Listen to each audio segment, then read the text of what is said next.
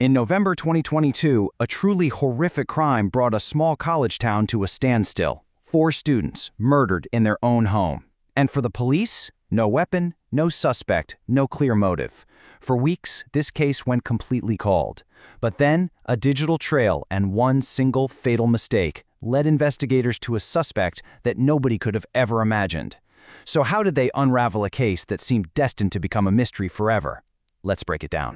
This right here, this is the absolutely terrifying account from one of the surviving roommates. Just try to imagine it for a second. You're in your own home, the one place you're supposed to be safe, and you see a masked figure just after 4 of your friends have been killed. She was apparently frozen in shock as this man just walked right past her and vanished into the night.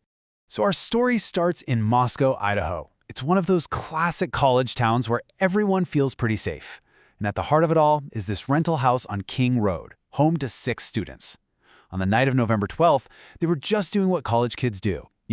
Going to parties, grabbing some late-night food. They had no idea that a complete nightmare was about to unfold. This timeline, it really shows you just how terrifyingly fast this whole attack was. Okay, so by 2 a.m., everyone's home.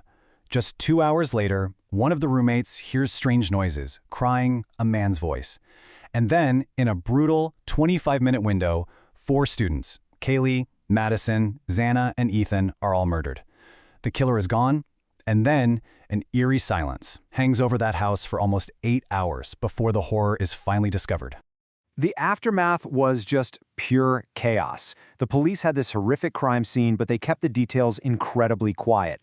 And you know what happens when there's an information vacuum, right? It gets filled with fear and all kinds of wild online speculation. Students actually left the campus, residents started arming themselves, and for weeks, it really felt like a ghost was walking among them, completely undetected. I mean, put yourself in the investigator's shoes. This was a complete nightmare scenario. The killer used a large knife, but the weapon was nowhere to be found. It seemed like they had a specific target because they completely bypassed 2 roommates on the first floor. And with no sign of forced entry, it suggests the killer either knew how to get in or was maybe even let in. The whole case was just riddled with these baffling questions. So when the physical evidence starts running dry, where do modern investigations turn? They go digital. Detectives began this absolutely monumental task of sifting through thousands of hours of surveillance footage from all across town. They were looking for any clue, any vehicle, any shadow that just didn't belong.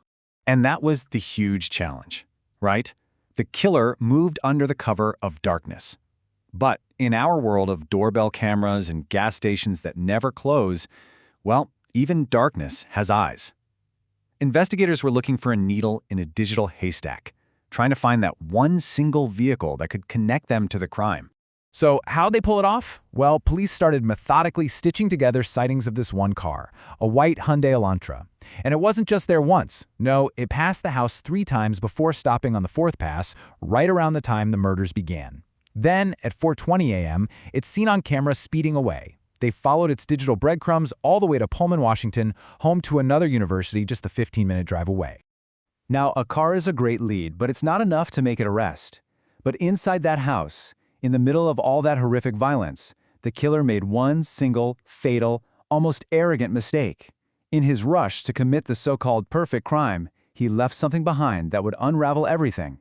Lying next to the bodies of Madison and Kaylee, police found a tan leather knife sheath, and on the button snap of that sheath, they found the key to the whole case, a microscopic trace of DNA. And here's the crucial part. It wasn't a mix. It was a clean, single-source sample, a biological signature belonging only to the killer. Just think about that. One tiny object, one simple touch, left behind in all that chaos. This single piece of evidence was the smoking gun. It gave police the one thing they needed most, the killer's unique genetic code. They had his signature. Now they just had to find the man who matched it. So using a technique called investigative genetic genealogy, it's where they use public DNA databases to build a family tree for an unknown suspect. Authorities traced that DNA. This is the same incredible tech that caught the Golden State Killer, and it led them to someone beyond chilling. He wasn't just some random criminal. He was a PhD student literally studying the minds of criminals. His name? Brian Kohberger. He was 28, lived in Pullman, Washington. Yep, where the car was traced to, and he drove a white Hyundai Elantra. All of a sudden, the pieces weren't just fitting together. They were snapping into place with terrifying speed. He wasn't just a suspect, he was a student of the very system that was now hunting him down. This is the truly disturbing duality of this guy. On one hand, you have the scholar, this PhD student in criminology. On the other, the suspect. Cell phone data showed his phone had been near the victim's house at least 12 times before the murders. And on the night of the attack, his phone was conveniently turned off, right during the time of the crime. And somehow, it gets even more sinister. Before the murders, Kohberger had allegedly posted a survey online asking former inmates for details about their crimes. He was asking questions like, "What were you thinking and feeling as you did it?" So, was this just academic research, or was he planning a horrifying final project of his own? When you put it all together, you can really see how prosecutors built this incredibly strong circumstantial case. They've got his DNA on the knife sheath found right there at the scene. They've got his car tracked going to and from the house. They have cell phone records that show a pattern of stalking. And then they have his academic background, which gives a chilling potential motive for trying to commit the perfect crime.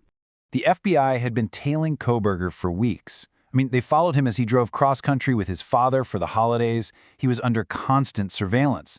And then, in the dead of night, a SWAT team raided his parents' home and took him into custody.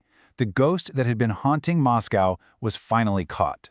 Now, Brian Kohberger maintains his innocence, and he is awaiting trial. But this case leaves all of us with a really haunting question. He dedicated his life to understanding the criminal mind, to studying the very darkness that can consume people. And we're all left to wonder if, in his quest to understand monsters, he simply became one himself.